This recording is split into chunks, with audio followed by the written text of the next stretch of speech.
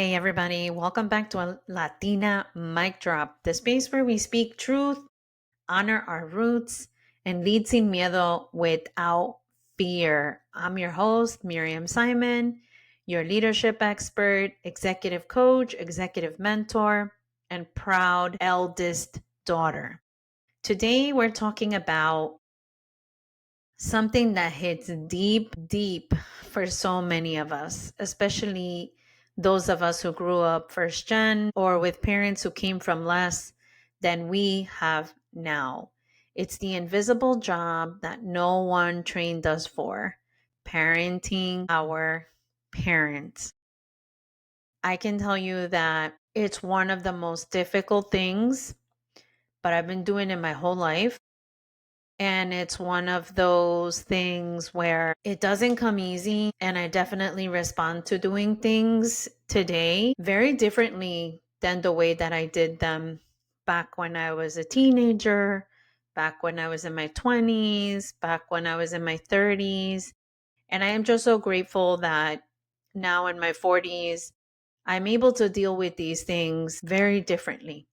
And for a long time, actually, about almost 5 years, I was close to being almost no contact at all because I didn't have the tools, because I needed to work on myself, because I needed to figure out how to deal with all the things that I've been through on my own. And thankfully, now, because of therapy, because of the familial support from my kids and my wife, I am able to come from a different place and also learning how to have crucial conversations. That's a book that I've read that I've done throughout my certification as a coach. I know now that there's just so many different ways that we can address these things. And I don't need to be so hurt and come from a place of hurt. I can come now from a place of solution and love.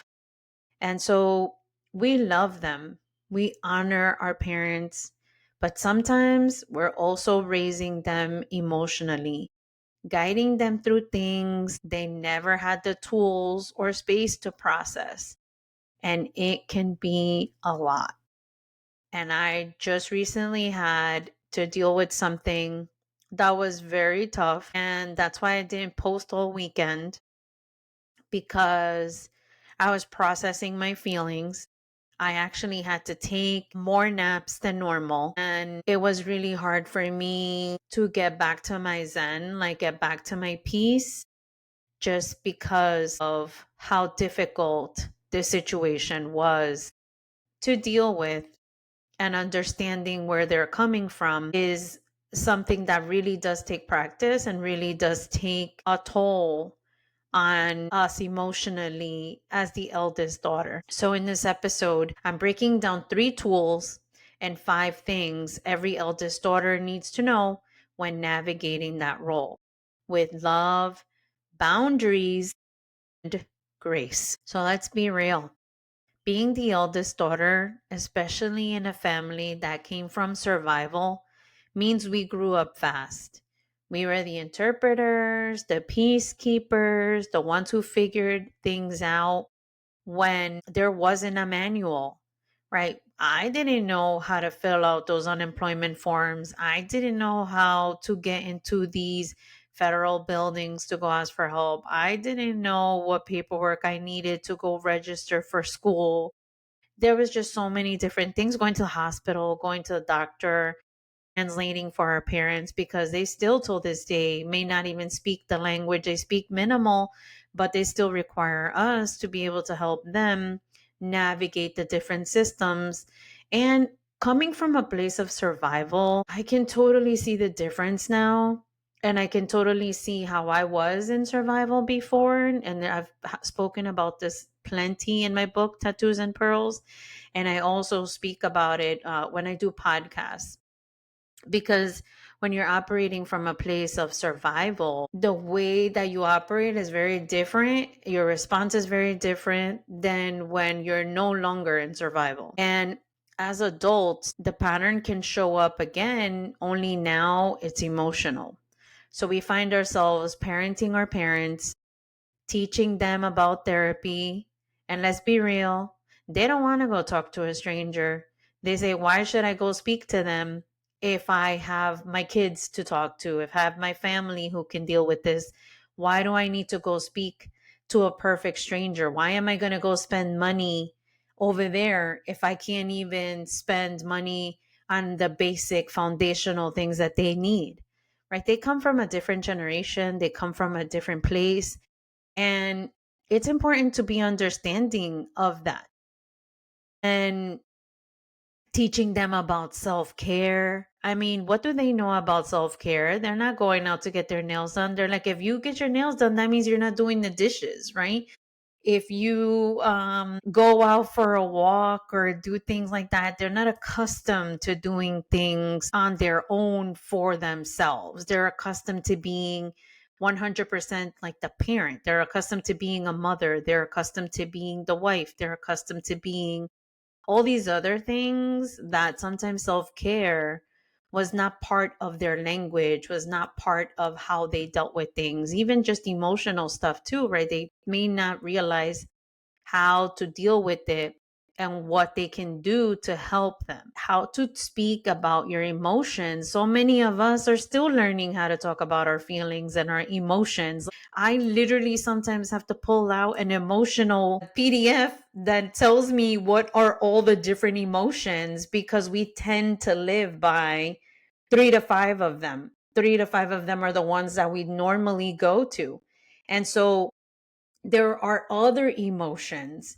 And so if we're just learning them, imagine our parents, right? They have even fewer ways to talk about it and fewer ways to understand it. And they too have their own emotional patterns and emotional language that they use. So we now have better tools and better strategies and have more access to things because we are living better. We are doing more. We have been able to learn more about how we can live better lives. And so sometimes we're teaching them that it's okay to rest, to not always be in survival mode, right? To go, go, go, go, go, go, go, go, go. Like I literally had to stop going 3 years ago when I fell down the stairs and hurt my foot to the point where I couldn't go anywhere. And that's where I said, okay, Miriam, you really need to sit down and you really need to chill. And that's actually what's happening now to my wife after the surgery. Now she's sitting down and trying to figure out, hey, she doesn't have to continue to move and walk around and continue to do so much. So, our parents, especially from at least from what I've learned from mine, my mom, is that she's always had to work and always had to look for a job and always had to have something so that she could be okay, so that she can make it, and so that she has a little something for herself, right? But here's the thing, you can love your parents deeply without carrying the entire emotional weight of their story. So let me say that again. Love doesn't mean over functioning. I want to share with you 3 tools that have helped me and many of the women I coach navigate the dynamic with compassion and boundaries. So, tool number 1, the mirror and the window. So, see your parents through the mirror, recognizing how their lessons and wounds shaped you. And through the window, understanding their story separate from your own. So I've had to think about this plenty in thinking, what about my parents am I carrying with me that is continuing to happen to my girls, to my son, that I, without even noticing, am carrying that with me and am operating in the same way or reacting similarly to the way that they were because that's what I learned. I had to unlearn some of those things in order for me to live a better life for me. And then looking through the window That helps me understand where they're coming from and their story separate from me. And this balance helps you show empathy without losing yourself in their past. You want to be there for your parents. At the same time, you will be there for your parents to the extent that you can, and to the extent that you want to, and to the extent that they accept it, because it's a two-way street. And understanding their story separate from my own really helps me to have the compassion that I need to be able to help them in the way that they see life. Because the way they see life is very different than the way I see life, because I've had different experiences, because I have different access, because I have different language. I speak even two languages, they barely do. And my life is very different from theirs. And I'm a very non traditional person. So I know that I am pushing boundaries every single day with my lifestyle that really isn't accepted in many different places. And it's not even a cultural thing, it's like a society thing. So I get that part. But me being able to understand where people are coming from also helps me have compassion and have understanding for where they're coming from. And then tool number 2 is the boundary compass. So this one here is super important because before saying yes, I ask myself, am I acting from love or obligation? So ask yourself, are you acting from love or obligation? So boundaries don't mean rejection, they mean direction toward peace. So, what here am I willing to do that won't betray me? What boundaries do I need to put into place so that I can operate from a place of love and not do things out of obligation? Because sometimes doing things out of obligation, sometimes, not all times, may lead to us regretting our decisions or us doing things that we may not want to do. But when I operate from a place from love, I realize that I do make better decisions and that I don't feel bad about it and I don't regret it after the fact. And it really does mean direction in how we do it, because it really helps us get to a place of peace and a place where we can work things out and not be so inclined to say yes to things we really want to say no to. Tool number 3 is the reparenting ritual. So take time to care for the version of you who had to grow up too soon. So here's an exercise that you can do to help yourself. And what you can do is, what I've done is I've taken a picture of baby Mimi, and baby Mimi is me, Miriam. Miriam is my full name, but everybody knows me by Mimi, that I grew up with, and all my family calls me Mimi. And so what I did is I take a picture of my baby Mimi version and I write to her and I hold her and I tell her that she's safe now. There are times, sometimes, where I still say to myself, Miriam, you are safe now. Miriam, you are safe now. Miriam, you are safe now. And it really does help with the healing part that lets you guide your parents without resentment or guilt. Because the reality is that many times some of our parents were unable to help us through different situations or circumstances because they were trying to survive it too. And because we were the children in the homes, we saw things, we lived through things, we've experienced things that maybe shouldn't have happened to us, but did. And I don't feel anything negative towards them. I just feel really a lot of compassion for them because they did the best that they could. And they were operating from a place of love with what they had and what they could do, especially my mom. So even though she doesn't get my life and she doesn't understand it fully, I 100% understand where she's coming from. And I do not hold her to a different standard. And it is hard to be in contact with her. And it is hard to hear the things that she says. And it is hard to see what she does and hear the words that come out of her mouth because they do hurt. But at the same time, it lets me guide myself and guide her through difficult situations and be there for her in a way that doesn't cause resentment or guilt for me. And that is one of those things that is really important to me to be able to do because I have daughters and I have my kids who are actually, my son too, who are not living the same life I've lived, who have not experienced some of the things that I have. And so I want them to have the same compassion for me as well, because I have lived through difficult things and they will too. They will have their own version of difficulties and challenges and adversities. And with every different generation, we want them to have a better life and we want them to live better. And I hope that they also have the compassion for me as well, based on what I know and what I've currently been able to get over and get through and find those pearls of wisdom. So now let's get practical. Here are 5 things you can do to navigate parenting your parents from a place of power and peace. So number 1, lead with empathy, not rescue. So you can understand their trauma without inheriting it.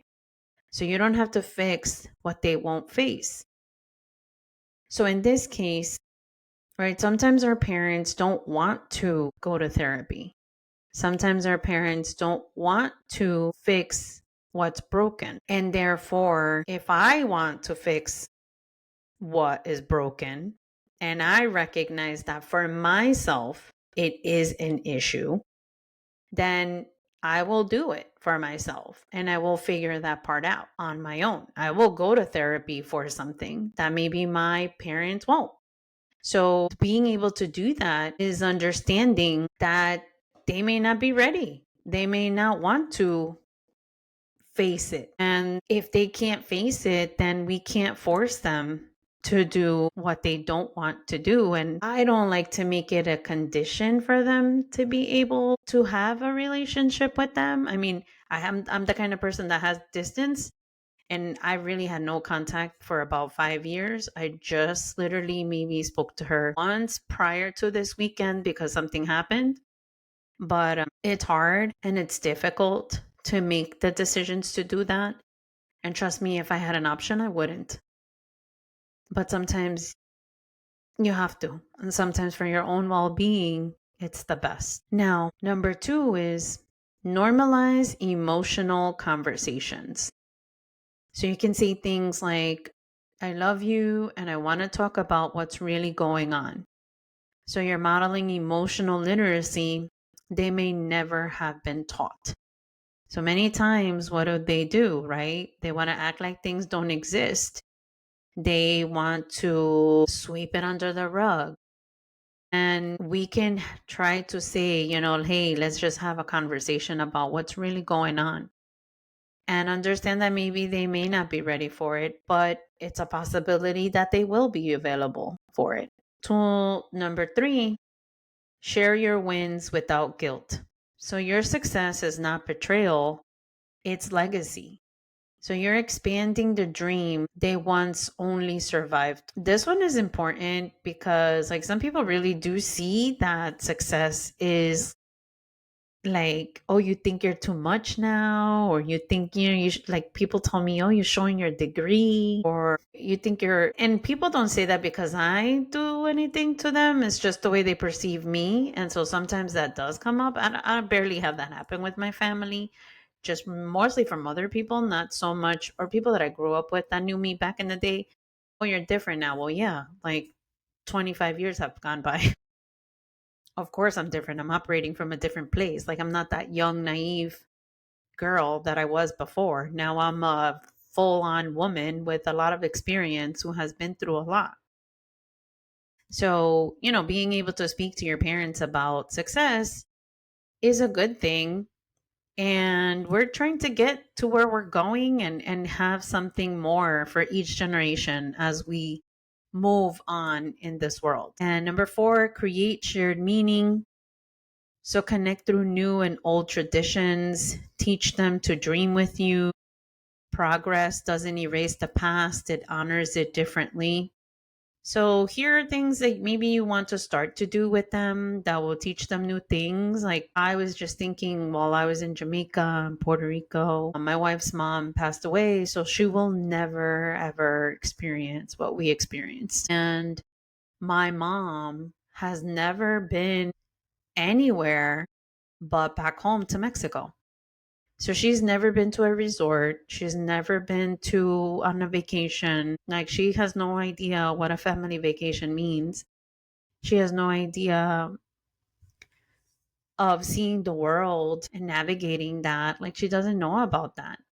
And I was just thinking like, wow, maybe that is something that I can start to do with her, where maybe I can take her out to eat to a different place. And a lot of times we didn't before because she wasn't readily available to do that. And I just needed my own space, like to be real. I needed my space and I wasn't ready to do that part. But now I feel like because I went no contact for a while, I may be okay with it, but I'm not 100% sure yet. I'm not 100% fully, but I wouldn't feel okay if I didn't try. So at least I'll give it a shot and see if she's open to it. And if she's not, we'll see. But the reality is that she is uncomfortable if it were my wife and I to try to take her out. So that's a reality that I need to face, and I need to figure out what my boundary is in that area and understand whether that is okay for me to do and whether that's okay for my wife and how we feel about that and what are we willing to do, like out of love and out of love for my mother. And it's very tough. It's a very tough situation, seriously. And 5, practice soft exits. So when things get tense, it's okay to pause. Try, I love you and I don't want to argue. Let's come back to this. Or like, don't even say argue, like say, hey, I love you. I really want to have a conversation about this, but could we come back to this? Give it a shot. Sometimes parents want to talk to you right then and there. They want to make sure that you're speaking about it right now. You know, sometimes we just need to like step away. Like even in regular conversations, right? As long as you come out of a place of respect, but sometimes like the way that people parented us before was very different than the way that people are parenting today. The language was very different, and you know, you see those TikToks and those memes, and you see all those with con la chancla, and you know the different ways that they would parent us was very different. Maybe now it's time for us to say, okay, well, maybe we need to have this conversation at a different time when we're feeling differently, or we can, you know, speak to each other. Like when there is safety and when we're both at an emotional level headed place. You're teaching what emotional safety looks like across generations. So if you're the eldest daughter and you've been carrying everyone's emotional backpack, this is your reminder. You don't have to save the people who raised you. You can honor them and free yourself at the same time. Being the bridge between survival and thriving is sacred work. But it's okay to put some of that weight down. And if this episode spoke to you, share it with another eldest daughter who needs to hear that she can love her parents without losing herself. And as always, keep leading, keep healing, and keep dropping that mic sin miedo. This is Miriam Simon, your leadership expert, and this was Latina Mic Drop. Take care.